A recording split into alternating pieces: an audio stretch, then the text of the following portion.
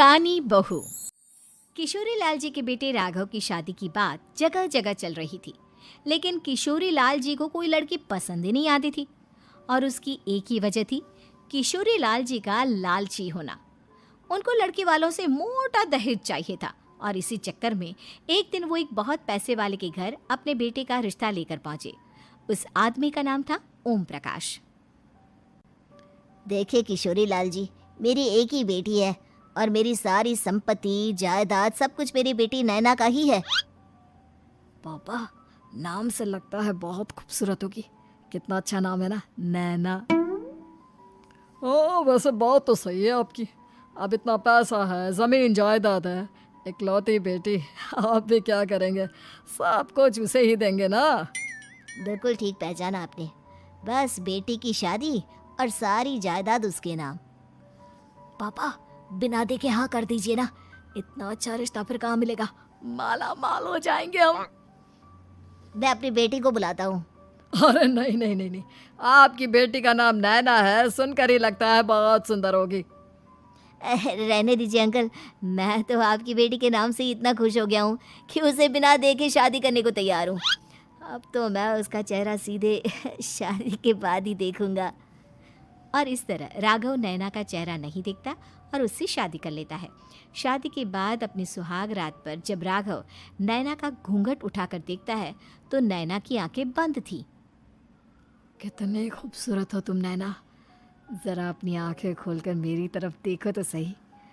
नहीं, मुझे शर्म आती है।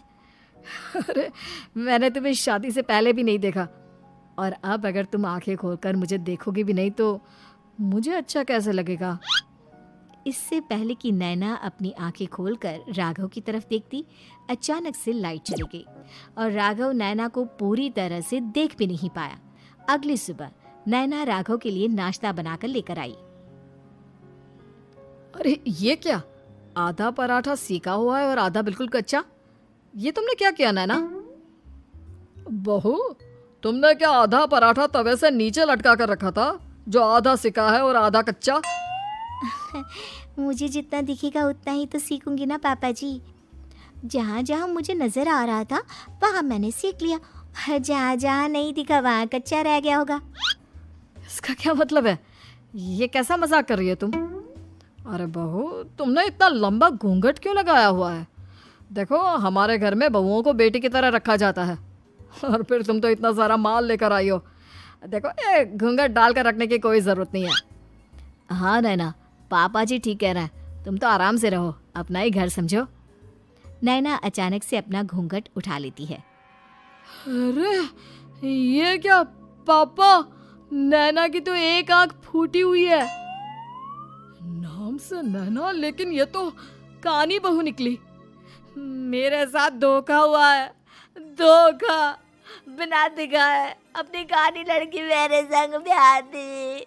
मुझे कानी बीवी नहीं चाहिए। मुझे अभी ओम प्रकाश जी से बात करनी पड़ेगी।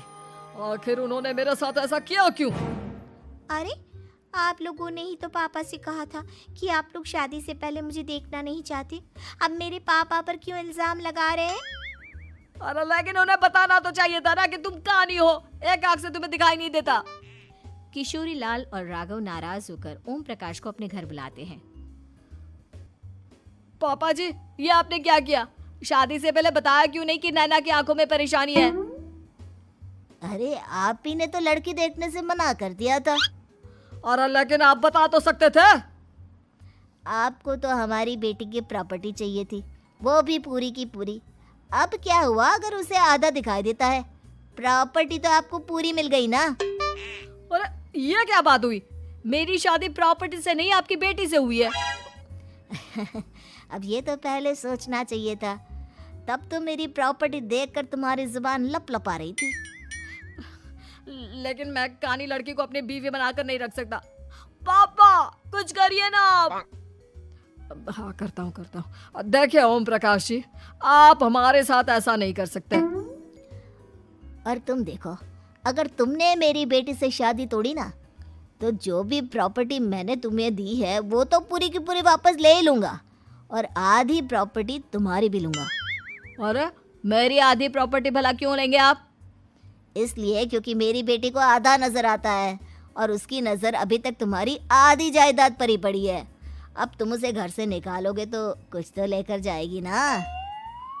और अगर हम आपकी बेटी को अपने घर की बहू बना कर रखे तो?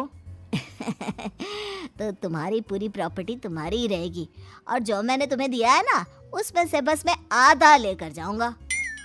अरे लेकिन अब आप अपनी दी हुई प्रॉपर्टी में से आधी वापस क्यों लेकर जाएंगे? अगर मैं आपकी बेटी को अपनी पत्नी बनाकर रखने को तैयार हूं तो? इसलिए ताकि भविष्य में अगर तुम मेरी बेटी को धोखा दो तो उसके पास कुछ तो रहे जो पति का हो। वैसे मेरे पास तो बहुत कुछ है, लेकिन अपने पति की कोई निशानी तो उसके पास होनी चाहिए ना। अब अगर तुमने मेरी बेटी को कहानी कहा तो तुम्हें प्रॉपर्टी भी कहानी ही मिलेगी, पूरी नहीं। जमाए राजा। किशोरी लाल और राघव समझ चुके थे कि वो बुरी तरह फंस चुके हैं और अब उनके पास वहां से निकलने का कोई चारा नहीं है। अब समझ में आया ना, लालच बुरी बला होती है। एक तो तुम्हें प्रॉपर्टी मिली, ऊपर से बीवी मिली, उसमें तुम्हें नखरे भी दिखाने हैं। आए बड़े, चुपचाप बैठो दोनों। कुछ दिनों के बाद नैना राघव की कार लेकर बाजार घूमने निकलती है और जब कार लेकर वापस आती है, ये क्या? एक तरफ से मेरी गाड़ी पूरी खराब हो चुकी है। लगता है तुमने मेरी गाड़ी को किसी दूसरी गाड़ी के साथ एक्सीडेंट किया है। अरे अरे, कितना बड़ा नुकसान कर दिया तुमने बहू। वो क्या है ना पापा जी, मुझे एक आंख से दिखाई नहीं दे रहा था, सामने से गाड़ी आ रही थी। मुझे तो सिर्फ आधा ही दिखाई दिया और वो गाड़ी मेरी कार से रगड़ते हुए निकल गई। अब मैं क्या करूं बताओ? आप इसे ठीक कराने के पैसे कौन देगा? तुम्हारे पापा। तुमने मुझसे इस तरह से बात की? अभी रुको। नैना राघव की शिकायत ओम प्रकाश को कर देती है। देखो राघव, अब जो मेरी आधी प्रॉपर्टी तुम्हारे पास थी ना उसमें से आधी और मैं लेकर जाऊंगा, क्योंकि तुमने मेरी बेटी को डांटा। अरे नहीं नहीं पापा जी, गलती हो गई, माफ कर दो। गलती की तो कोई गुंजाइश ही नहीं। अगली बार मेरी बेटी को डांटा तो बची हुई आधी में से आधी और ले जाऊंगा।